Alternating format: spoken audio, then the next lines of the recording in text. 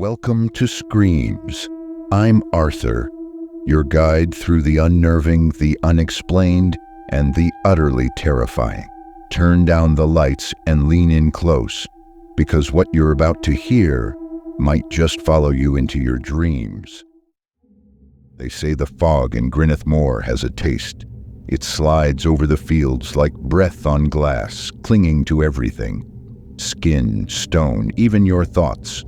And if you stay long enough, it seeps inside you, grows roots. I never believed in such things. Not until I came back. My name is Charles Wren. I'm a historian. Was, anyway.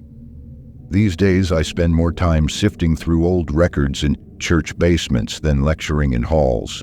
Last October, I was invited to visit the nearly forgotten village of Grinnith in Yorkshire, England, to review a collection of pre-Christian artifacts uncovered during the renovation of an abandoned chapel. They promised rare finds, folkloric scripts, burial tokens, even bone carvings. What they didn't mention was the legend buried beneath it all, the bone harvester. It was just supposed to be a week. A few photographs, cataloging, a polite write-up for the Historical Society. I arrived with a folder of forms and left with nightmares that still haven't ended. Let me take you back to the first night. The road to Grinnith isn't on most maps. It forks off the A684 between Leyburn and Hawes, hidden behind overgrown hedges and a rusted iron gate that hasn't swung freely in years. The driver, a man named Wilkes who ran a delivery service in the Dales, warned me as we approached.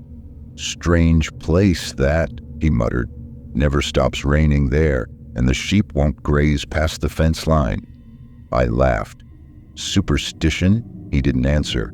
By the time we reached the village, dusk was falling.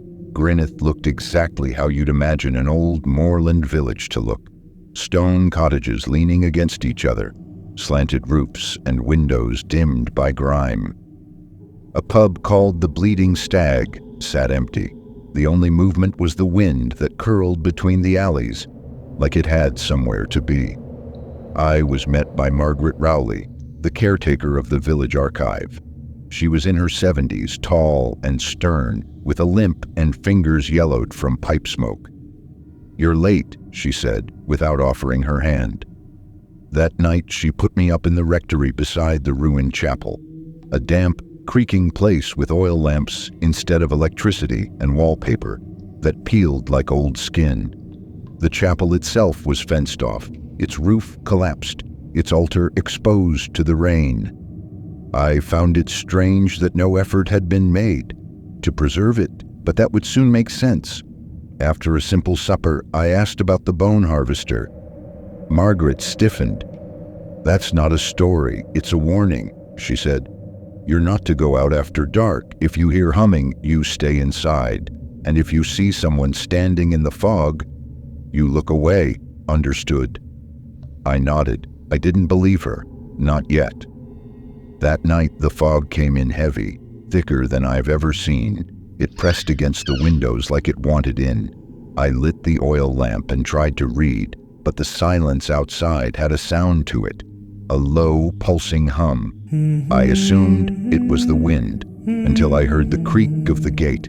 I went to the window expecting to see a sheep or maybe Margaret checking on something, but what I saw wasn't human, not entirely. There was a figure, tall, cloaked in layers of wet cloth that looked stitched together from sack and skin. Its head was smooth, featureless, no eyes, no mouth, no ears, just a pale oval slick with moisture. And its hands, it had too many fingers, long, jointed, moving like spider legs. It was dragging something behind it, something wrapped in canvas that thudded over the gravel like a sack of wood. The fog curled tighter around it, almost as if it followed the thing. Then it stopped, turned toward the house, toward me. The lamp flickered, my breath caught. I stepped back from the window, heart racing. The humming grew louder. I didn't sleep that night. The fog outside thickened and wrapped itself around the house like something alive. It felt wrong. like it wasn't just weather, but some kind of curse that had been waiting for me to come. The figure I had seen, whatever it was, never came closer to the house, but I couldn't shake the feeling that it was watching. I stayed up most of the night, staring through the dim windows at the swirling mist. The hum never stopped, always just beyond the threshold of hearing, like a forgotten lullaby or an ancient whisper carried on the wind. By morning, I thought I had imagined it all. But I couldn't ignore the unease, the sense that something was wrong in the village, in the land itself. Margaret came by early the next morning, as promised, bringing a heavy bundle of parchment wrapped in string. She didn't speak for a moment, staring at the chapel ruins before handing me the bundle. "You'll need these," she said simply, "for the records."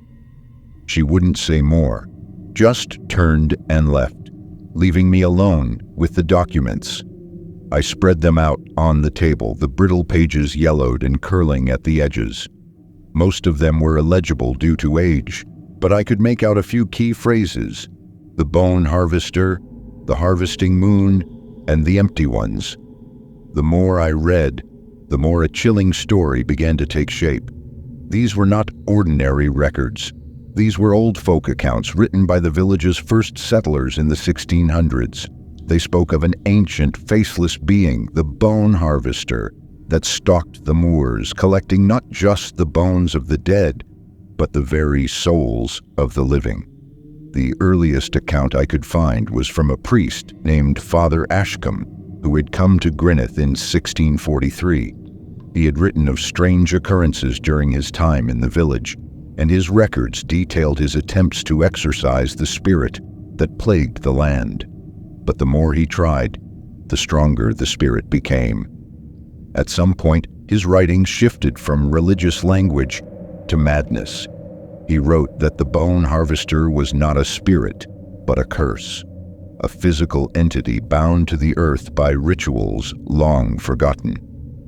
The harvester collects the bones of the villagers, Father Ashcombe wrote in a frantic hand, not to keep them, but to feed the land. It takes them for its own, as though they are the very soil it feeds on. It cannot be seen in the light, only in the fog. It is neither man nor beast. It is hunger. I stared at the words for a long time. The air in the room felt suddenly colder. I had to get to the chapel. The answers were there, hidden beneath the decaying stone and overgrown ivy. It took me hours to get up the nerve to leave the safety of the rectory. The fog still clung to the village like an oppressive weight, and the wind had picked up.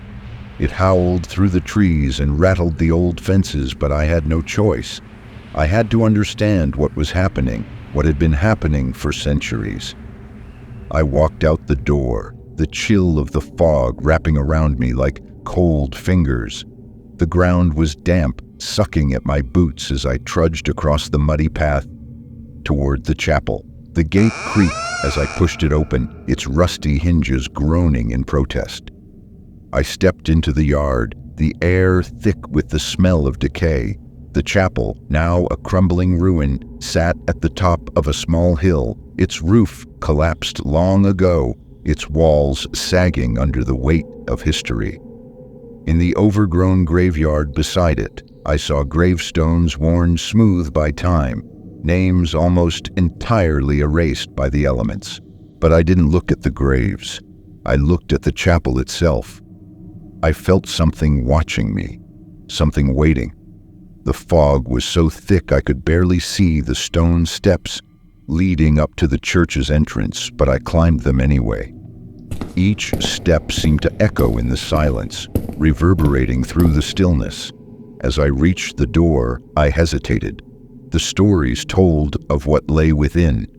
Margaret's warning had echoed in my mind. Don't go in the chapel at night. But I wasn't about to back down. Not now. I pushed the door open, and the smell of mildew hit me like a punch. Inside, the air was stale, the wooden beams creaking under the weight of years of neglect. I could barely see in the dark, but there was something strange about the floor, something that didn't seem right. The chapel had no altar, no pews. The floor was entirely stone, and I could make out faint, irregular patterns carved into it, like someone had used the stones themselves to etch symbols. Old symbols, ancient.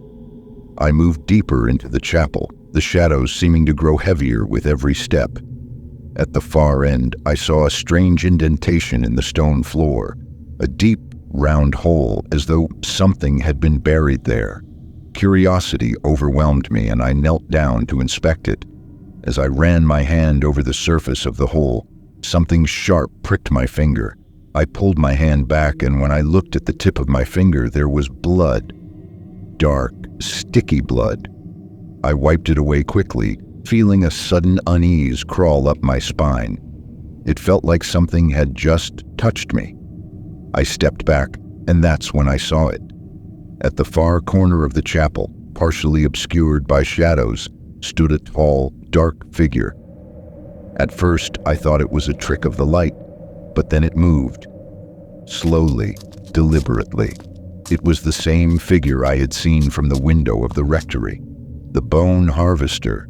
It stood perfectly still, its hands stretched out toward me, fingers twitching as though beckoning me closer. I turned and ran. I didn't stop until I was back at the rectory, my heart pounding in my chest, my legs trembling. The door slammed shut behind me, and I leaned against it, gasping for breath. But I knew then that I had awakened something that had been lying dormant beneath Gwyneth for centuries. And it wasn't done with me yet. The days that followed were a blur of dread, like the fog that never seemed to leave the moor. Every time I closed my eyes, I saw that figure, the bone harvester, standing just beyond the limits of the light, waiting, watching. I could no longer convince myself it was a figment of my imagination. What I had seen in that chapel was real, and it was not finished with me. I had no choice but to return to the church. Margaret didn't visit that morning, and I couldn't blame her. I wasn't sure why I hadn't told her what had happened, but there was a weight to her silence that made me think she already knew more than she had let on.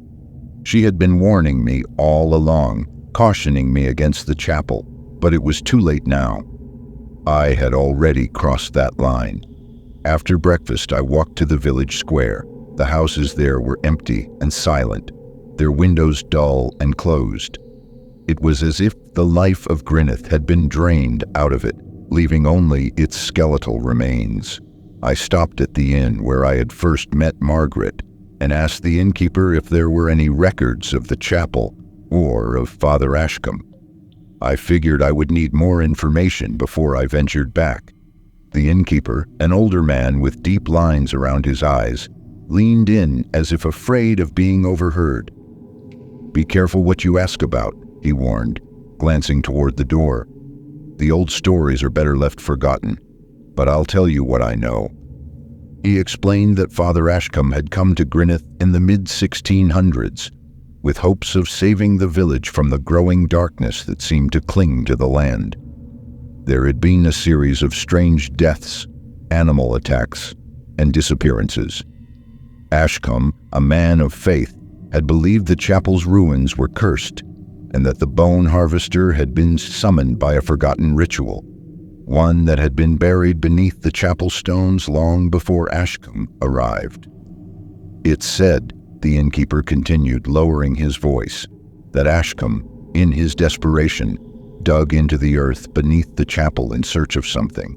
But what he found, well, it's not something anyone should have found. The villagers thought he was a man of God, but he became obsessed with the thing beneath the earth. It twisted him." "Twisted him?" I asked, leaning forward. "Like I said, be careful what you dig up," he muttered, turning away. That night, the fog rolled in thicker than I had ever seen. It blanketed everything, reducing the world to a black and white blur. The air felt colder, heavier, as if something was pressing down on the village. The hum returned, the same eerie frequency I had heard that first night. Only now it was louder, more distinct. It reverberated through the walls of the rectory. I couldn't stand it anymore. I had to know. I had to find out what had happened in that chapel and what it was that I had awakened. I dressed quickly and made my way outside, moving as silently as I could through the fog. The path to the chapel was barely visible, but I knew it by heart now. My boots squelched in the mud as I walked, the cold seeping into my skin. The chapel loomed ahead, its broken silhouette barely visible through the thick mist. It felt wrong. The closer I got, the more the air seemed to press down on me, suffocating me. The door, once ajar, was now shut tight, as if something inside had taken notice of my approach. I didn't hesitate. I pushed the door open. The interior was even darker than before. The faint smell of mildew and rot was overpowering. The floor, that strange hole, and the symbols, they were just as I had left them. But this time, something was different. The air seemed to buzz with an unnatural energy. The silence was oppressive, broken only by the distant howling of the wind. I stepped inside, my heart pounding in my chest. The hole in the floor seemed deeper now, as if it had expanded in the hours I'd been away. I knelt down, my fingers brushing the smooth stone. But it wasn't just stone, it was alive. I could feel it, the faintest vibrations under my fingertips, like the earth itself was breathing. The floor trembled beneath me. Then I heard it, a whisper so soft it was almost imperceptible. I whipped around, but there was nothing, no figure, no bone harvester, and yet I couldn't shake the feeling that it was there, somewhere in the shadows, watching. I turned back to the hole, desperate for answers. The symbols on the floor were now more distinct. They seemed to be calling to me, pulling me toward them. My hands shook as I traced the markings, following them around the edges of the hole. Suddenly, the ground beneath me cracked with a loud snap, and a deep, rumbling noise filled the chapel. The hole widened, and out of it came a sickly, greenish glow. I stumbled back, heart racing as the earth seemed to pulse. The air grew thicker, and I could feel the weight of centuries pressing in on me. It was as though the chapel itself was alive, breathing. A dark shape began to emerge from the hole. It was massive, far too large to be human. It seemed to undulate as if made of shadow and mist, its form flickering like a flame in the wind. But there were no flames, no light. The bone harvester, it rose from the earth like something born from the very soil of Grineth itself, its form becoming more defined with every passing second. Its face was nothing more than a blank canvas, a pale, smooth surface. No eyes, no mouth, no features. It was nothing and everything, and it was coming for me.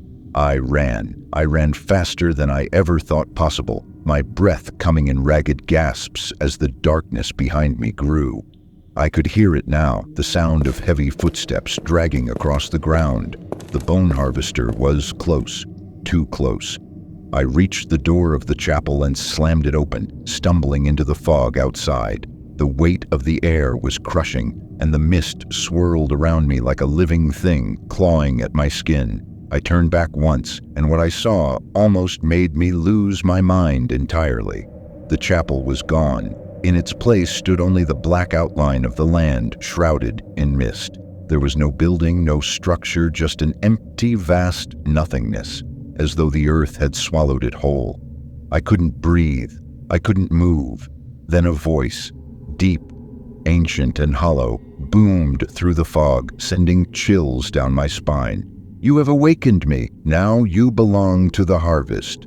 I awoke in a cold sweat, my body trembling uncontrollably. For a moment I thought it had all been a nightmare, but when I opened my eyes I found myself still in the same place, the same village of Grineth, the same oppressive fog hanging thick in the air. The chapel was gone, the bone harvester was gone, but the terror had settled deep into my bones, a cold reminder that something far worse awaited. The voice, that dreadful voice, still echoed in my mind. "You have awakened me. Now you belong to the harvest." It wasn't a dream. It was real. It was happening. I stood, my legs weak beneath me, and I glanced around the small room I had taken refuge in. I couldn't remember how I had gotten here, but I didn't dare stay another moment in the village. I needed answers, and there was only one place to find them, the cursed chapel. But it was gone, erased from existence as if it had never been. The fog outside was thick, like a blanket that muffled everything. I could feel its presence pressing in on me. As I moved through the village, I noticed something strange. The people were gone. The houses, once full of life, were empty, abandoned. It was as though the entire village had been drained of its inhabitants, leaving behind only an eerie stillness. The only sound that remained was that awful hum, the same frequency that had followed me from the chapel. It resonated through the fog, vibrating in my chest. It felt like a warning, a harbinger of what was to come. I stumbled down the empty street, my mind racing. I needed to understand the curse, to learn how to stop the bone harvester before it could claim me. There had to be something, anything, that could explain the horrors that were unfolding. And then, like a flicker in the corner of my mind, I remembered the old woman, the one Margaret had warned me about. I had heard the villagers speak of her in hushed tones. She lived on the outskirts of Gwyneth in a shack at the edge of the moor. They said she knew things, ancient things, things about the land, about the spirits that roamed it. Some even claimed she was a witch. I had no choice. I had to find her. The path to her shack was treacherous, winding through the dense fog and twisted trees. The land here felt different, as though the very soil beneath my feet was imbued with dark, ancient energy. The further I walked, the heavier the air became, pressing down on me like a physical weight. The hum was louder here, vibrating through the ground, through the very atmosphere. Finally, I saw it. The shack. A crooked structure, its windows dark and the door slightly ajar. A faint light flickered inside. I pushed open the door, half expecting to see nothing but shadows. But the old woman was there, sitting by a small fire. Her face was obscured by the shadows, but her eyes gleamed with an unnatural intensity. "You've come," she said, her voice a rasping whisper that seemed to cut through the silence. "I've been waiting for you." "Please," I gasped, stepping forward. "I need your help. There's something hunting me. It's not human, it's a monster." She looked at me, her eyes narrowing. "Not a monster," she murmured. "The bone harvester. He is not of this world, not truly. He was summoned long ago, a creature born from the very earth you walk on. A curse, an ancient force." "But how do I stop him?" I asked, my voice desperate. "I can't outrun him. He's already—" "Ah, you've already awakened him," she interrupted. "You have broken the seal. There is no going back now. He will come for you, and for everyone else, for Gwyneth itself." "Then why did you wait for me?" I demanded. The woman's gaze softened for a moment, and she leaned forward, her face now visible in the firelight. Her features were gaunt, her skin pale and weathered, like the very land had drained her of life. Her eyes, however, were full of something darker, something far older than any human could comprehend. "Because," she whispered, "I know what you must do. But it will cost you. It always does." The next few days were a blur. The old woman who introduced herself as Edda began teaching me the rituals and incantations necessary to confront the bone harvester. I was horrified by what she revealed. The bone harvester was not just a creature of flesh and blood, but a manifestation of the land's curse, a curse that had been placed upon Gwyneth centuries ago by a forgotten order of druids. In ancient times, the land of Gwyneth had been sacred to the druids, a place of power. But the druids had made a terrible mistake. In their attempts to commune with the earth and harness its power, they had created the bone harvester, a being that fed on the souls of the living. It was bound to the land, to the very earth beneath Gwyneth, and could not leave unless it was called forth. It had been locked away, hidden beneath the chapel for centuries. But the ritual that had been performed by Father Ashcombe, whether intentionally or not, had broken that seal. The bone harvester had been awakened, and now there was no stopping it. Unless the ritual Etta described was dangerous. It involved an offering, the very thing the bone harvester craved. A soul. My soul. I stood at the edge of the moor, the fog swirling around me like a living entity. I had done everything Etta had told me to do. The incantations had been spoken, the symbols drawn in the earth. The land itself seemed to tremble beneath my feet, as if it knew what was coming. The bone harvester would come for me now. There was no escaping it. I closed my eyes and waited. The ground rumbled beneath me. Then, from the depths of the moor, I heard it, that voice, deep and guttural. "You are mine." The bone harvester emerged from the fog, its massive form looming like a shadow. It was no longer a fleeting figure, no longer something I could pretend was a nightmare. It was real, and it was hungry. I felt the pull of its darkness, the weight of its hunger pressing down on me. It was all I could do to stay standing as it reached for me, its form stretching like smoke, its hands like bony claws. And then, just as it was about to claim me, I saw it, the final part of the ritual, the offering. I took a step forward, my body trembling. I let the darkness envelop me, the land's curse binding me to it. And in that moment, as the bone harvester's claws closed in, I offered myself. The fog cleared. The bone harvester was gone. But so was I.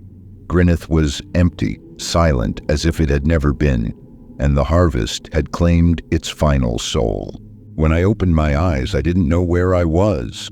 The world around me was pitch black, and the air was thick with a metallic taste like blood. I could feel the weight of something pressing down on me, suffocating me. It wasn't the suffocating fog that had plagued Grineth. This was different. This was an absence of everything, as if the world had been drained of all light, all warmth. I tried to move, but my limbs were heavy, as though I were shackled by invisible chains. Panic surged through me. What had I done? What had become of me? I remembered the bone harvester, its bony claws reaching for me, and the moment when I had given myself to it. The ritual had been completed, the offering made, and then nothing. Had it been a dream, a final illusion before my death? But no, there was something in the darkness, something moving. I could feel its presence like the hum I had heard in the air for so long. It was here, and it was waiting. "Come," a voice said, so soft it almost felt like a whisper against my soul. It was deep, ancient, familiar. I was pulled toward the voice, my feet dragging through the cold, empty air. Every step I took felt like I was walking through water, the weight of the world holding me down. The darkness around me shifted, swirling like a storm. I tried to focus, to see anything, but all I saw was the endless abyss stretching on forever. The voice grew louder, clearer. "You have done it. You have given yourself just as I have been waiting for." The bone harvester's voice. But it wasn't the same. It didn't sound monstrous anymore. It was calm, almost welcoming. "Where are you?" I whispered, the words strange and hollow in my mouth. And then the darkness shifted, and I saw it. It was no longer a towering, grotesque figure. The bone harvester stood before me, but it was different now. Its form had changed, becoming something far more human. A tall, gaunt figure, its skin pale and cracked like ancient parchment, its eyes glowing with an eerie blue light. But it was not the monstrous being I had faced before. This time it was regal. "You are here, in the realm of the harvest," it said, its voice resonating in the space around us. "A place where souls are not destroyed, but transformed. A place where the cycle of life and death intertwines. You have been chosen, not as a victim, but as a participant. Chosen, I echoed, struggling to understand. But I gave you my soul. I offered everything. The bone harvester's eyes softened. Yes, but you did not understand. Your offering was not an end. It was a beginning. The curse of Grineth is not about destruction. It is about rebirth. It stepped closer, and I could feel its cold presence seep into my bones. You have become one with the harvest now. You are part of the land, part of the curse. You will not be the last. There will be more, always more. This is the nature of the cycle. A sickening realization began to form in my mind. I'm part of it now. I'm part of the harvest. Yes, it said, its smile stretching unnaturally wide. You are the harbinger, just as I was before you. I backed away, my heart pounding in my chest. I don't want this. I don't want to be a part of this. The bone harvester's expression darkened. You had no choice. None of you do. The land calls. The curse is eternal. But now you will understand. You will see the harvest from both sides.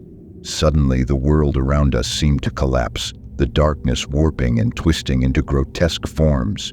Shadows reached for me, pulling at my limbs, dragging me deeper into the abyss. The bone harvester watched, its eyes glowing with an unsettling calmness. This is your fate, it whispered. The land claims all, and now you are its keeper. I woke with a start, gasping for air. My heart was racing, my body drenched in sweat. I sat up, my eyes wide, taking in the familiar surroundings. I was back in the village, in the same place I had been before. The fog had lifted and the land seemed normal again. But I knew it wasn't. The bone harvester was gone, but the curse of Grineth had not been lifted. It had merely changed form. The land had claimed me, and now I was bound to it. I stumbled to my feet, my legs shaking beneath me. The village was still abandoned, the houses standing empty. But I knew now what I had to do. I had to leave. I had to escape before the harvest claimed anyone else. But as I turned to leave, I heard something. A soft whisper carried on the wind, like the rustle of dry leaves. You can't leave. You are part of this now. You belong to the harvest. I froze, the cold realization settling in. The curse wasn't just a force I could run from. It was in me, a part of my very being. I was the harbinger now, the keeper of the harvest. And no matter where I went, it would follow. The harvest would never stop, and neither would I. And so the tale of Grineth Moor and its haunting curse comes to a close. The harvest, a cycle of life and death, continues, never truly ending, never truly escaping. For those who seek the truth, there is always a price to pay. And in the end, there are no survivors.